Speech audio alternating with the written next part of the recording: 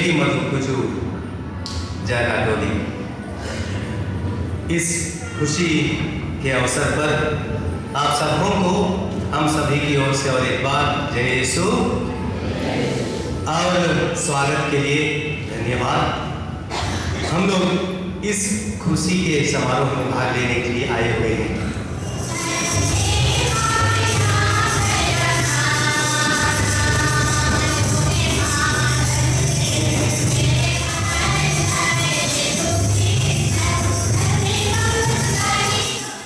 हमारी प्रार्थनाओं पर ध्यान दें। मानव जाति की वृद्धि के लिए जो संस्कार तूने रचा है उसे दयापूर्वक सुरक्षित रख। तेरी कृपा से वर वधू का पारस्परिक प्रेम सुदृढ़ होता जाए। हमारे प्रभु तेरे पुत्र यीशु क्रिस्त के द्वारा जो तेरे तथा पवित्र आत्मा के संग एक ईश्वर होकर युगानुयुग जीते और राज्य करते हैं।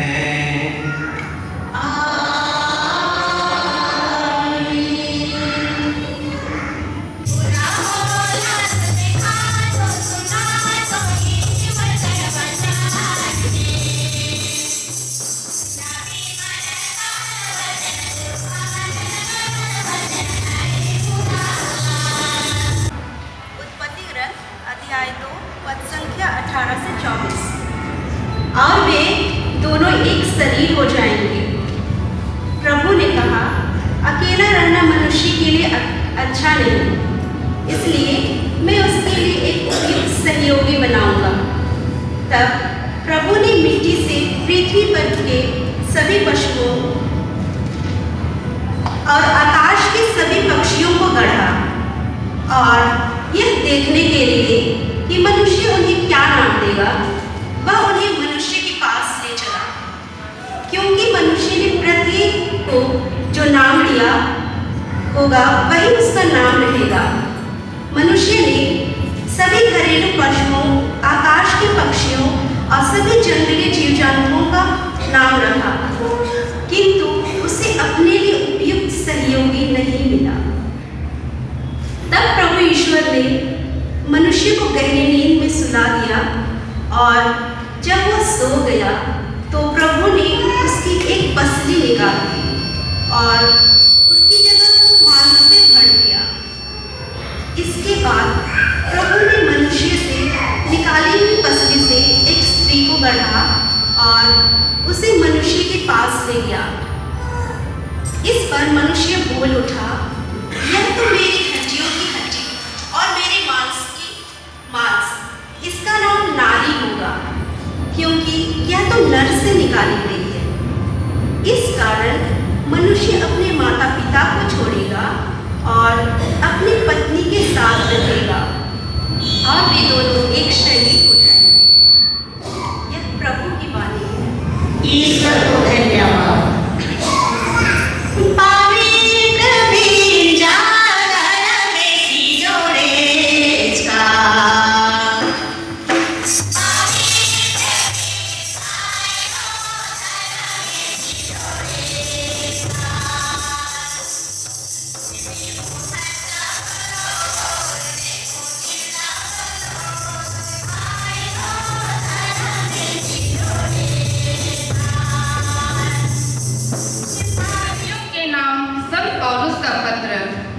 अध्याय 5 पद संख्या 21 से 33 तक।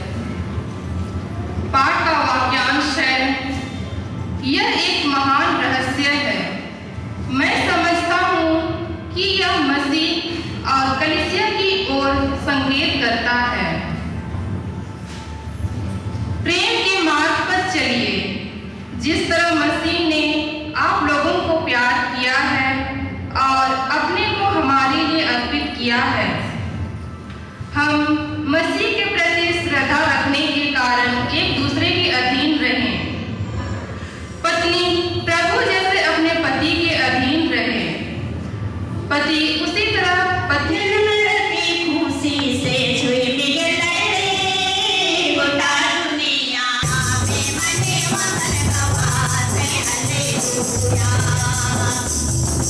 प्रभु आप लोगों के साथ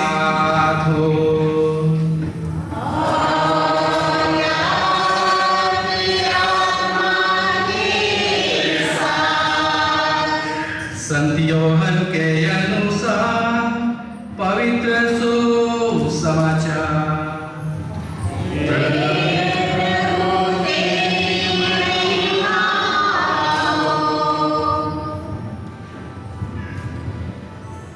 जिसे ईश्वर ने जोड़ा है उसे मनुष्य अलग ना करे। फरीसी यीशु के पास आए और उनकी परीक्षा लेते हुए उन्होंने यह प्रश्न किया, क्या किसी भी कारण से अपनी पत्नी को त्याग देना उचित है? यीशु ने उत्तर दिया, क्या तुम लोगों ने यह नहीं पढ़ा कि सृष्टिकर्ता ने आरंभ से ही उन्हें नर नारी बनाया? यह प्रभु का पवित्र सुसमाचार है। हे अतुल और मधुर, आपने ईश्वर का वचन सुना है। इसके द्वारा ईश्वर ने हमें मानव प्रेम और विवाह का सौंदर्य समझाया है। अब मैं कलीसिया के नाम पर आपकी इच्छा के बारे में यह प्रश्न करता हूं। हे अतुल और मधु, क्या आपने बिना दबाव के और राजी खुशी से विवाह करने का पक्का विचार कर लिया है? क्या आप पति पत्नी बनकर जीवन भर एक दूसरे से प्रेम करने तथा एक दूसरे का आदर करने को तैयार हैं? क्या आप ईश्वर के हाथ से संतान को वरदान समझकर प्रेम पूर्वक ग्रहण करने तथा ख्रिस्त एवं कलीसिया के नियमों के अनुसार उसका पालन पोषण करने को तैयार हैं? आप विवाह के बंधन में बंध जाने की इच्छा करते हैं, इसलिए अपना अपना दाहिना हाथ मिलाइए और ईश्वर तथा उसकी कलीसिया के सामने अपनी मंजूरी दीजिए।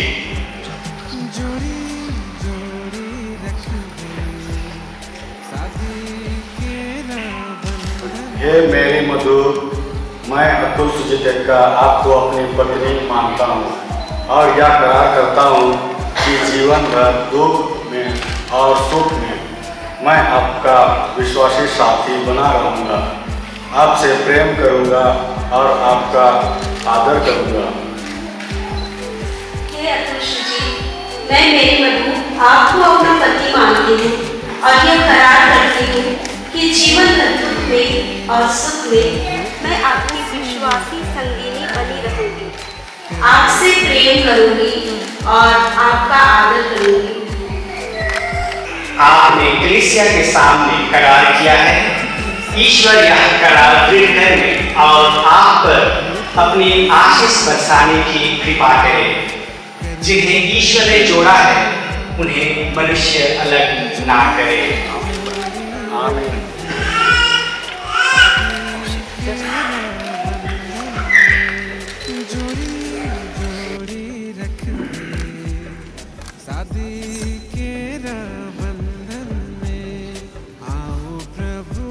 हे मेरे मधुर पिता और पुत्र और पवित्र आत्मा के नाम पर मेरे प्रेम और ईमानदारी का यह अंगूठी पहन लीजिए।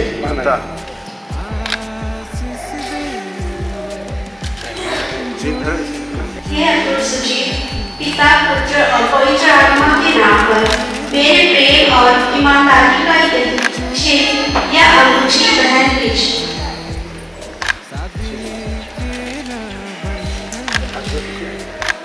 हे मेरे मधुर पिता और पुत्र और पवित्र आत्मा के नाम पर मेरा प्रेम और ईमानदारी का सिंदूर ग्रहण कीजिए।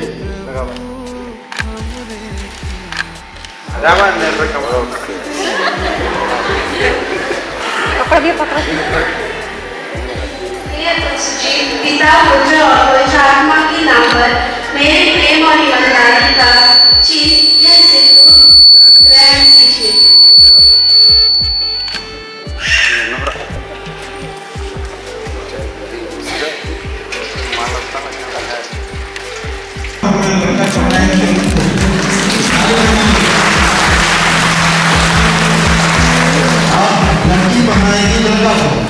ताली बजाएंगे। हाँ तो भैया इस तरह से हम लोग का शादी समारोह और समाप्त हो जाता है। अब हम लोग तीसरा चरण में प्रवेश करने जा रहे हैं।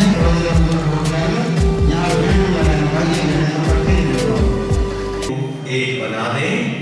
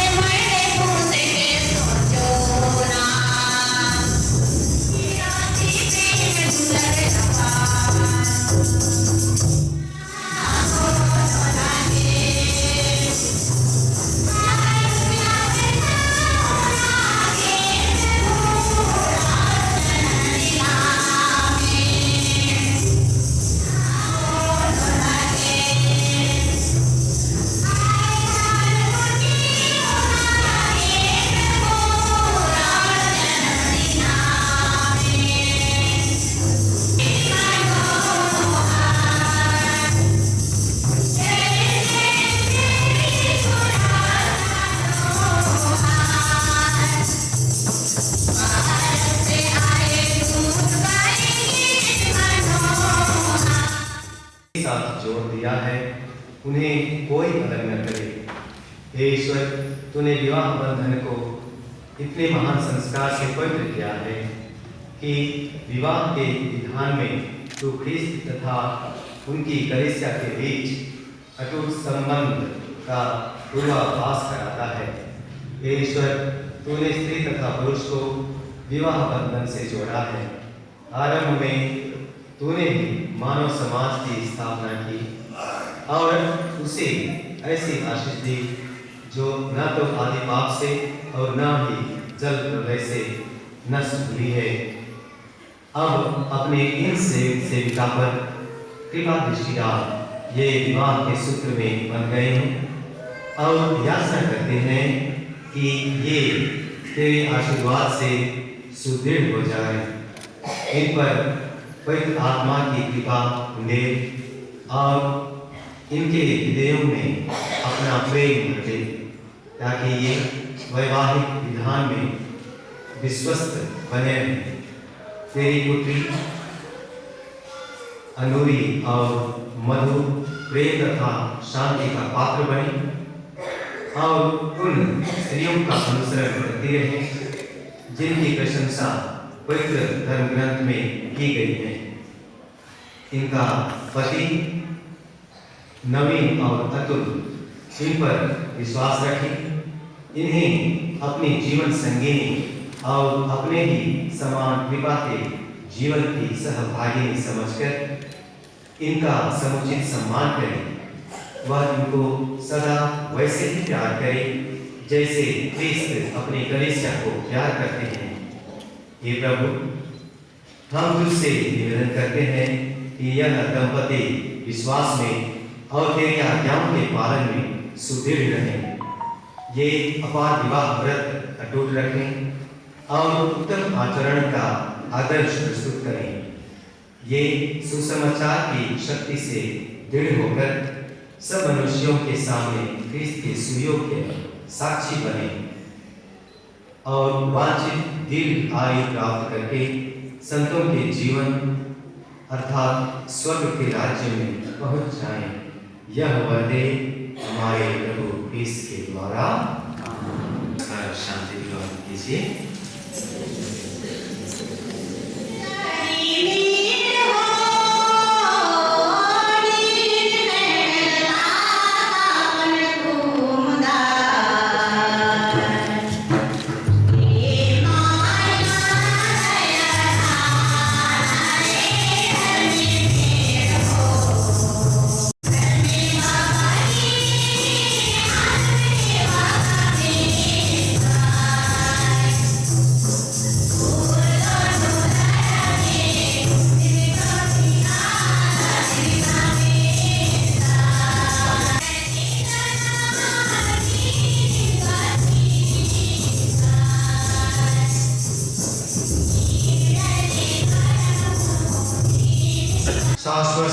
पिता ईश्वर आपको पारस्परिक प्रेम में संयुक्त रखे।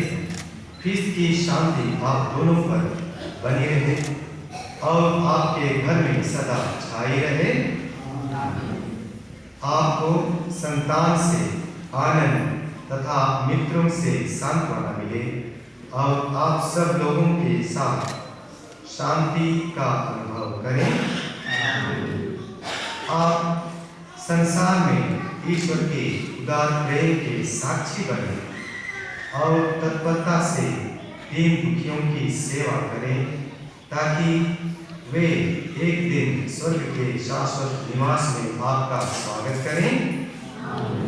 सर्वशक्तिमान ईश्वर पिता और पुत्र और पवित्र आत्मा आप सबको आशीर्वाद प्रदान करें। हम सब विदा में मिस्सा संपन्न हुआ।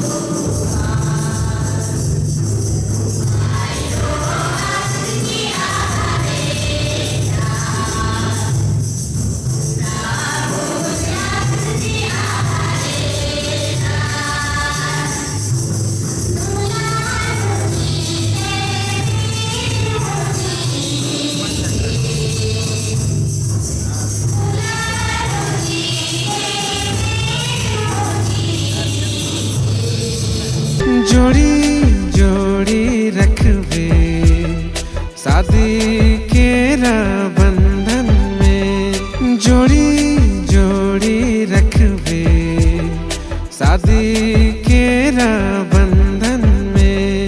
धीरे धीरे से धीरे धीरे से धीरे धीरे से जीवन सागी मोर बना ले। मीठा मीठा बतिया तो